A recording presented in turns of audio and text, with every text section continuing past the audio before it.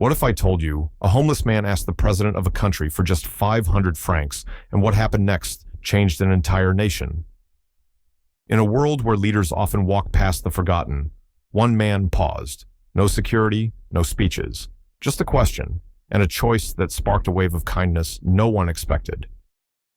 Stay with us, because this story will restore your faith in humanity. The air in Ouagadougou was unnaturally still that evening. It wasn't the usual noise of motorbikes and chatter that filled the streets. Instead, there was a quiet tension, as if the city was waiting for something. The sun had just dipped below the horizon, and the sky glowed a burnt orange before fading into soft gray. A few streetlights flickered on, casting a dim yellow hue over the cracked sidewalks. A modest café was tucked between two aging buildings on a narrow street. Nothing about it seemed special: plastic chairs, chipped tables, and the warm scent of fried bread and cheap coffee.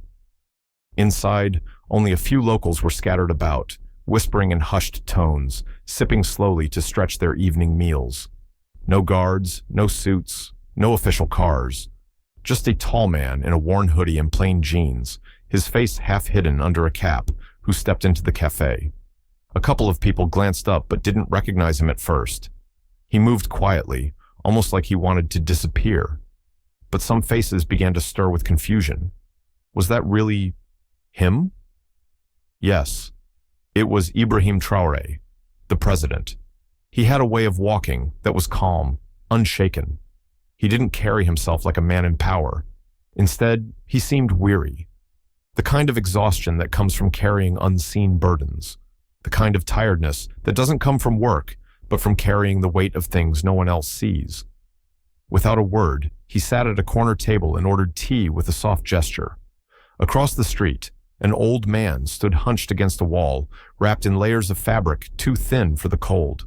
His shoes were barely holding together, and his hands trembled as he adjusted the plastic bag he carried. His name was Thomas.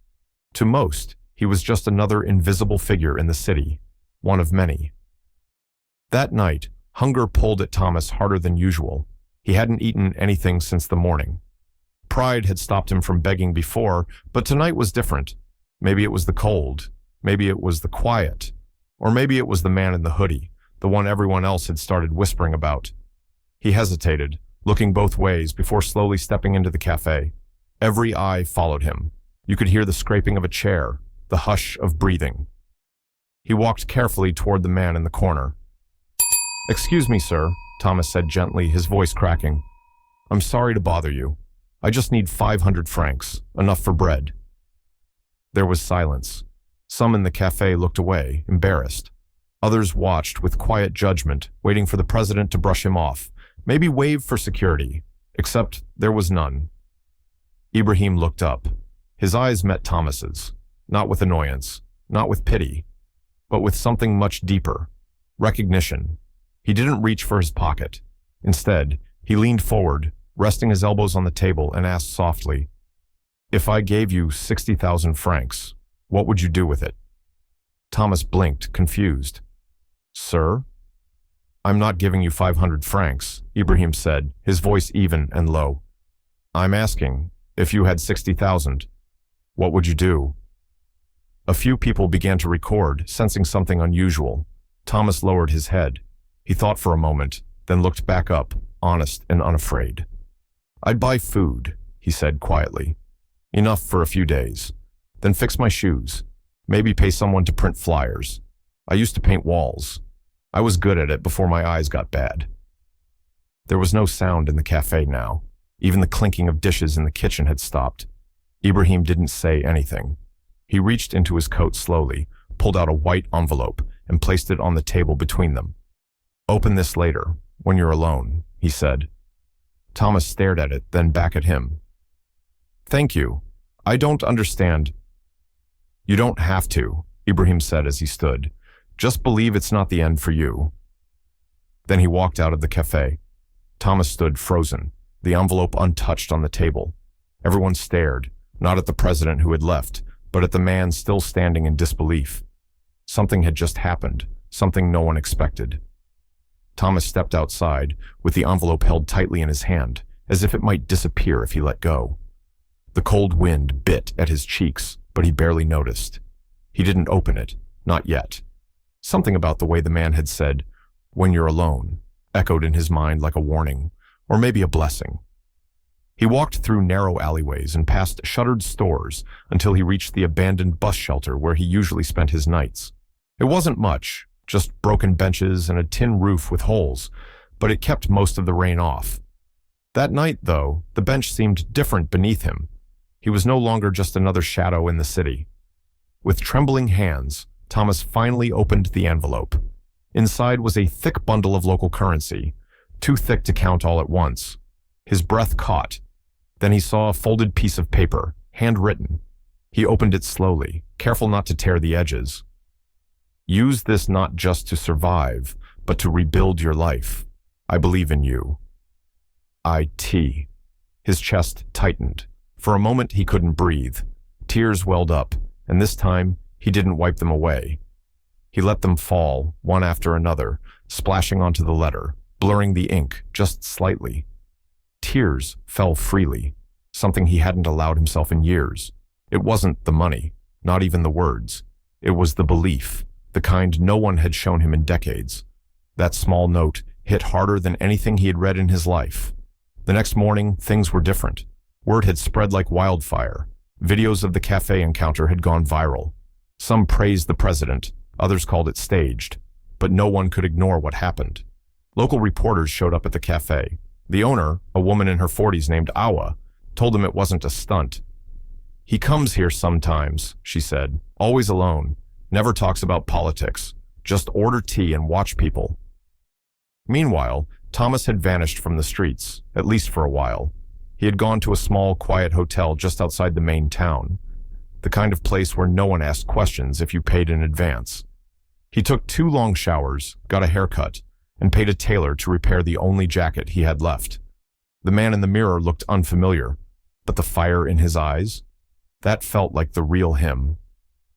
A few days later, Thomas returned to the cafe. The same people were there, same tables, same smell of fried dough. But when he walked in, everyone went silent. He didn't look like the same man. He walked straighter, cleaner, with purpose. He ordered a coffee, paid for it, and left a tip, something he hadn't done in 20 years. Outside the cafe, a teenager approached him. The boy had his phone out, camera on, a bit too bold for his age. "Are you the guy from the video?" the boy asked. Thomas paused, then nodded slowly. The boy hesitated. "What was in the envelope?" Thomas smiled, looked him in the eye, and said, "Hope." And then he walked away. Inside, the cafe stayed quiet for a moment longer. Then, as if someone had lifted a heavy curtain, people began talking again, but differently, softer, more aware. Not everyone understood what had happened that night, but most agreed on one thing. This wasn't just about money. It was about what a single question can awaken in a person. Days passed, but the video refused to fade from the headlines. It had now crossed borders. News channels in other African countries picked it up. Some called it Burkina Faso's miracle moment. Others debated whether a president should be handing out envelopes in cafes instead of addressing parliament. But the real twist wasn't in the video. It was in what came after. Late one evening, a young journalist named Ibrahim Traoré, no relation to the president, received an anonymous tip. It wasn't unusual for her to get calls like that, but this one was different. The voice on the other end was old, shaky, but confident. "If you want the truth behind that envelope," the man said, "go to the old railway station. Ask for Joseph." The line cut before she could ask who Joseph was. Curiosity clawed at her. She packed her bag, grabbed her camera, and took a dusty motor ride through the dimly lit roads of Ouagadougou. At the station, it didn't take long to find him. An elderly man sat near the tracks, surrounded by piles of second-hand books. When she mentioned the cafe video, his face tightened. "You're looking in the wrong place," he said. "What do you mean?" "You think the story is about money. It's not." Joseph stood, walked behind a rusted cart, and pulled out a weathered box. Inside were letters, dozens of them, all handwritten, all signed the same way. "I believe in you." Aicha stared in disbelief. He's done this before? Joseph nodded. For years, quietly, no cameras, no announcements. He comes to places like this, listens to people, chooses someone who reminds him of his past, and helps. Why? She asked. Because he was once like them, Joseph replied. Poor, overlooked, mocked. He hasn't forgotten. That's the difference. Later that night, Aicha released her story. It didn't just confirm the authenticity of the cafe moment. It revealed a secret network of people across the country who had all been touched by Ibrahim's quiet acts. A mechanic in Bobo Dioulasso, whose shop was saved by a mysterious envelope. A young widow in Ouagadougou who found school fees for her kids just when she was about to give up. A street dancer in Ouagadougou who suddenly had enough to travel to a national competition. Each one had a different story, but the same ending. No publicity, no promises, just an envelope and hope. The country went silent for a beat. For years, people had been fed slogans and speeches. Now, they were seeing something else, something no press conference could deliver. Kindness without credit, power without pride. Meanwhile, Thomas sat alone in his rented room, unaware of the wave his moment had caused. He had spent the past few days walking through old neighborhoods, knocking on doors of friends he hadn't seen in decades. Some were gone. Some opened the door and wept. And then one morning, a letter arrived at the hotel. No stamp, no address, just slid under the door. He opened it slowly. You opened the envelope. Now open the next door. People are watching you, Thomas. Show them it wasn't just luck. Show them what belief can do. Ayot. Thomas folded the letter with care. The time for surviving had ended. Now it was time to build. The sun rose slower than usual that morning, or so it felt to Thomas. He stood by the window of his hotel room, clutching the letter in his hand like it was a key to something much bigger. For years, his days had been predictable. Wake up hungry, search for coins, avoid eye contact, find a place to sleep. But today was different. Today, he had a decision to make. He didn't touch the remaining money, not yet. He didn't go shopping, didn't celebrate. Instead, he walked. He visited the old part of the city where the market stalls used to be full, where he once sold handmade bracelets before everything in his life had collapsed. As he walked, he passed faces that looked like his, tired, cautious, forgotten. And something inside him ached. That evening, he went to a local center that helped small vendors register businesses. The clerk there raised an eyebrow as Thomas placed a neat bundle of currency on the table. I want to open a cafe, Thomas said, voice steady, and I want to name it Hope Cafe. The clerk leaned in, intrigued. Why that name? Because it's the only thing I ever received for free. Over the next few weeks, something incredible happened. With quiet determination, Thomas began building. He hired workers who were once homeless like him, found a rundown corner shop near a bus terminal, and turned it into something new. No signs, no ads, just warmth. And every Sunday morning, as promised, he gave away coffee and bread to those with nothing in their pockets. No questions asked, no pity in his eyes. Just a simple smile, and sometimes a few gentle words. You're not invisible. People started coming, not just the poor, but strangers who'd seen the story online, families who brought their kids just to witness it. A young man with a film camera came by and quietly recorded the scene. No narration, no dramatic music, just the sound of life returning to forgotten faces. Meanwhile, Ibrahim Traoré remained quiet. No interviews, no statements, but whispers grew. Inside the presidential circle, his advisors were split. Some warned him not to get too involved personally, others urged him to keep doing what he was doing. One advisor, bolder than the rest, asked directly, "Why this man, of all people?" Ibrahim looked up from his handwritten notes and said calmly, "Because he reminded me of my brother. He died poor. No one gave him a second chance. Maybe if someone had, he'd still be here." The silence in the room was heavy. Back at the cafe, Thomas kept going. He created a small, pay-it-forward wall where people could write short messages to future strangers. You matter. Your story isn't over. Someone is rooting for you. One afternoon, Aicha returned to the cafe. She saw Thomas wiping down tables, still working like any other worker. She sat quietly and watched him for nearly an hour before walking over. "You know the whole country's watching you now, right?" she said. Thomas smiled, half amused, half sad. "They watched me for years, just didn't see me. And now? Now, I don't want them to watch. I want them to do it. Find someone like me. Give what they can. Time, kindness, even just a second chance." That night, Acha wrote one final article. Not about the president, not about politics, not even about the cafe. The headline read, "Hope is contagious," and it just found a new home. By now, the cafe had become more than a cafe. It was a living story. People from every corner of Burkina Faso began arriving, not to take pictures, not to ask for help, but to give. A farmer from the outskirts dropped off sacks of fresh bread. A teacher brought books for anyone who wanted to read while they sipped their coffee. Even a former soldier, haunted by memories of war, began volunteering to fix the shoes of the homeless, right outside the door. No one asked for credit. No one looked for cameras.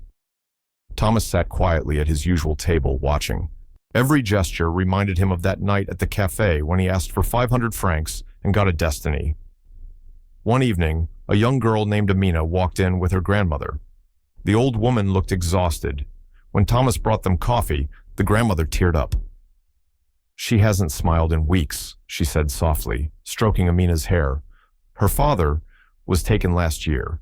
We haven't had a proper meal in days." Thomas didn't flinch. He sat down, leaned forward, and gave Amina a soft smile. Then he reached into his coat pocket and pulled out the very first envelope he'd received, the one from Ibrahim. He opened it. Inside was still the letter, folded carefully. He didn't give it away. Instead, he read it out loud. "Use this, not just to survive, but to rebuild your life. I believe in you." Amina looked up.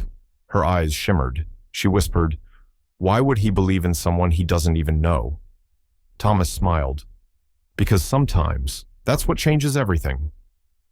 By the end of that week, Thomas had set up a small box in the corner of the cafe labeled "Believe in Someone." People started dropping notes, small donations, job offers, school referrals. Some even pledged to mentor others. And slowly, other cities followed.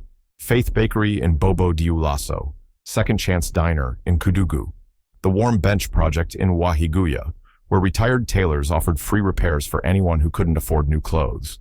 Local radio hosts began a weekly segment called Stories of the Envelope, where ordinary citizens shared moments when someone had believed in them when no one else did. Then one morning, a new visitor arrived at Hope Cafe. He wore a plain jacket and a baseball cap. Thomas looked up and froze. It was him, Ibrahim. No cameras, no guards, just a quiet nod. The cafe fell silent. People stepped aside. Some clapped softly, others simply stared. Ibrahim walked over to Thomas and extended his hand. "I didn't come here to be thanked," he said. "I came to thank you. You showed everyone what's possible when someone decides to rise and bring others with them." Thomas didn't respond immediately. His throat tightened. Then finally he whispered, "You gave me 6 million. Ibrahim shook his head. "Number, I gave you faith. You gave it value."